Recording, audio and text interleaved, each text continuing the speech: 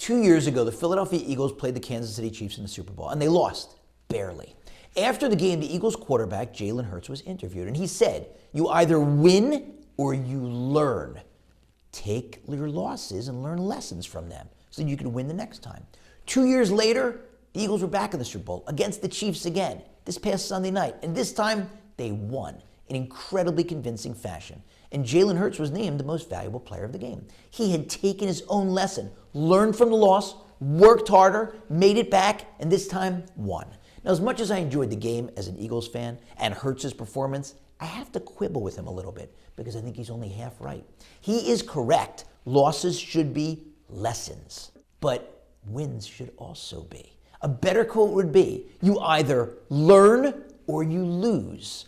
Learn from your losses, work harder so that next time you'll win, but also learn from your wins. Learn how to be a gracious winner. Learn how to thank the people that helped you. Learn how to thank God. And learn how not to rest on your laurels, not to assume that you're always going to win. And that's particularly true when it comes to spiritual struggles. When somebody loses, they give in to their evil inclination, learn a lesson so the next time you can win and stand up to it. But when a person wins, you have to also learn a lesson. Don't assume you're always going to win, because the more times you win, the stronger that evil inclination can become.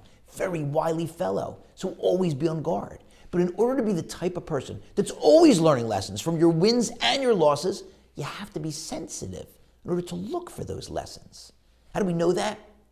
Because when the sea split in last week's Parshat, the sages tell us that all the water in the world split, all the lakes, rivers, oceans, water in every single cup that a person was holding.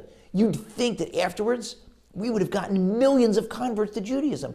God had just announced that he created the world and that he runs it after doing this massive open miracle. And instead, we got a total of one convert, Yitro, Moshe's father-in-law. Why Yitro? Because he had previously developed that sensitivity so that he could learn lessons. How do we know that? Because back when we meet him, he's in Midian. He's the wealthiest person there. His daughters come home from the well quicker than usual. He says, "How'd you get back so quickly?" He knows that the shepherds used to pester them at the well. They say this stranger, this Egyptian man, helped us out. He says, "Where is he? Go get him. Invite him over for a meal to break bread with us," meaning maybe he'll marry one of you. What did he see in this strange Egyptian who turned out to be Moshe, such that he wanted him as a son-in-law? And the answer is, he was telling his daughters, you don't realize what just happened.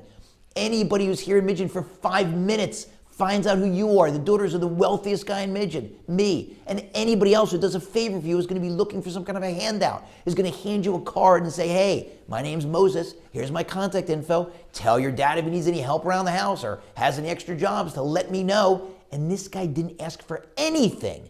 Ladies, you just had a brush with greatness. You didn't even realize it. Go find that guy. And so Yitro had previously developed a sensitivity. So when the time comes, the sea splits, the open miracle, God announcing himself to the world. He says, I've got to learn a lesson, and I'm joining up. I'm joining the Jewish people. And that's how we have to act.